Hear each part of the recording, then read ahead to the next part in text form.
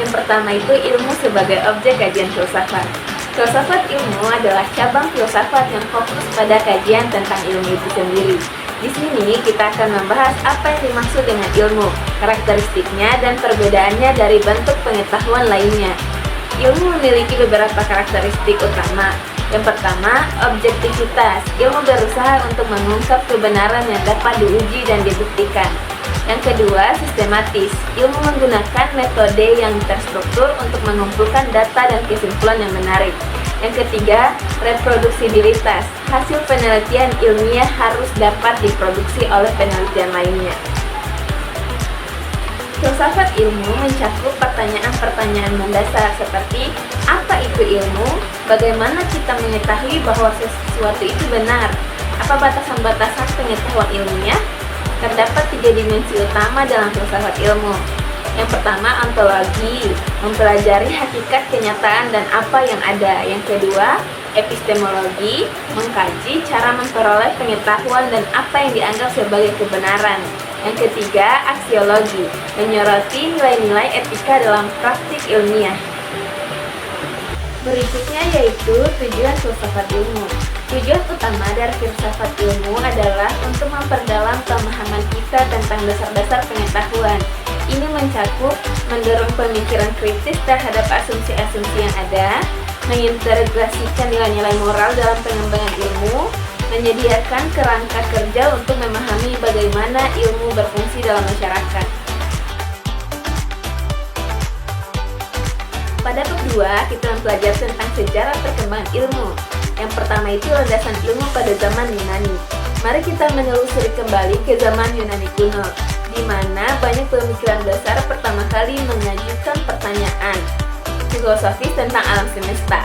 Tokoh-tokoh seperti Thales dikenal sebagai bapak filsafat. Ia berusaha menjelaskan fenomena alam tanpa merujuk pada mitos. Yang kedua itu Parmenides, memperkenalkan gagasan bahwa perubahan adalah ilusi dan bahwa hanya yang ada yang benar-benar ada. Yang ketiga itu Heraklitus, berpendapat bahwa segala sesuatu berada dalam keadaan fluks atau perubahan konstan. Yang ketiga itu Aristoteles, membaca sistem logika dan klasifikasi ilmu pengetahuan yang menjadi dasar bagi banyak disiplin ilmu hingga saat ini. Yang kedua, perkembangan ilmu pengetahuan zaman Islam. Setelah zaman Yunani, muncul zaman keemasan Islam, di mana ilmuwan muslim seperti Al-Khwarizmi dikenal sebagai bapak aljabar. Ia memperkenalkan konsep algoritma. Yang kedua, Ibnu Sina menulis The Canon of Medicine yang menjadi referensi medis selama berabad-abad.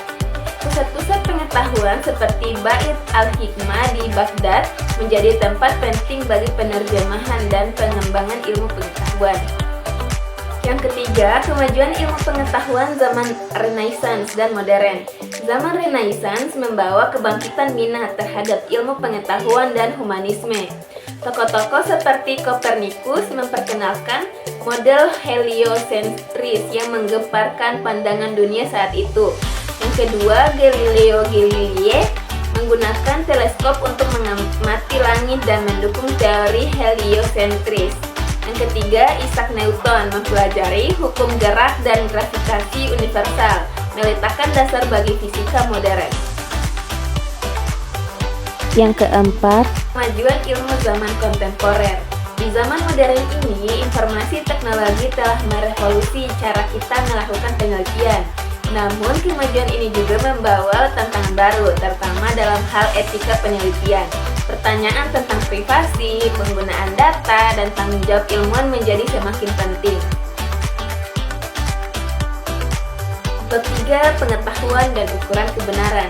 Pada bab ini, kita akan membahas definisi pengetahuan, jenis-jenisnya, serta ukuran kebenaran dalam konteks ilmiah. Definisi pengetahuan. Pengetahuan dapat didefinisikan sebagai keyakinan yang benar yang didukung oleh bukti. Ada beberapa jenis pengetahuan. Yang pertama, pengetahuan proporsional, pengetahuan tentang fakta-fakta. Yang kedua, pengetahuan praktis, kemampuan untuk melakukan sesuatu. Berikutnya yaitu ukuran kebenaran. Kebenaran dalam ilmu diukur melalui berbagai metode. Yang pertama itu verifikasi, membuktikan bahwa suatu pernyataan benar melalui pengujian empiris. Yang kedua itu klasifikasi, menguji hipotesis dengan mencari bukti yang dapat dibantahnya. Bab 4, dasar-dasar ilmu. Yang pertama itu ontologi. Ontologi membahas pertanyaan tentang apa yang ada. Dalam konteks ilmu pengetahuan, mengemukakan antara materialisme yang percaya bahwa hanya materi yang ada, dan idealisme yang percaya bahwa pikiran atau ide juga memiliki kenyataan. Sangat signifikan. Yang kedua itu epistemologi. Epistemologi mengeksplorasi cara-cara kita memperoleh pengetahuan. Ada beberapa pendekatan. Yang pertama itu empirisme. Pengetahuan diperoleh melalui pengalaman indrawi. Yang kedua itu rasionalisme. Pengetahuan yang diperoleh melalui akal dan logika. Yang ketiga, aksiologi. Aksiologi mengkaji nilai-nilai etika dalam praktik ilmiah. Ini mencakup pertanyaan tentang tanggung jawab sosial, ilmuwan, dan dampak penelitian terhadap masyarakat. Bab 5, sarana ilmiah. Yang pertama, bahasa. Bahasa memainkan peran penting dalam komunikasi ilmiah. Namun, ambiguitas dalam bahasa dapat menyebabkan kesalahpahaman. Oleh karena itu, penting untuk menggunakan istilah teknis dengan tepat. Yang kedua, matematika. Matematika sering dianggap sebagai bahasa universal dalam sains. Ini digunakan untuk membuat model matematis yang membantu menjelaskan fenomena alam secara kuantitatif. Yang ketiga, statistik.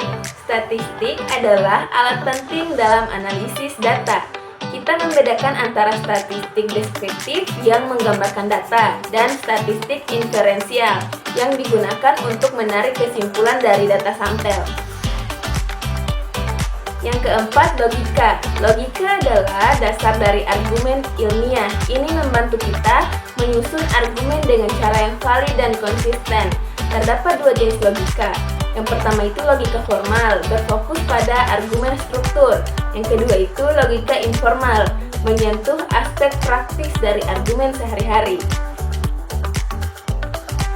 Demikian video pembelajaran saya mengenai filsafat pendidikan. Kita telah menelusuri perjalanan panjang pemikiran manusia dari zaman kuno hingga saat ini, serta memahami bagaimana filsafat memberikan landasan bagi perkembangan ilmu pengetahuan. Semoga video ini bermanfaat dan dapat memicu minat teman-teman untuk lebih mendalami topik ini. Terima kasih atas perhatian Anda. Wassalamualaikum warahmatullahi wabarakatuh.